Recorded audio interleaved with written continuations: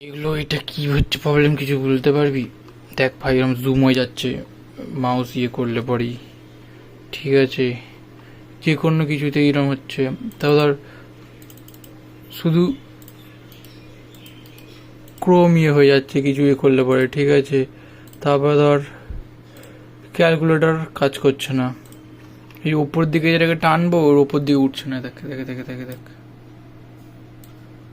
ওপর দিকে উঠছে না। ঠিক আছে, দেন সুইচ কাজ করছে না কিছু এখানে।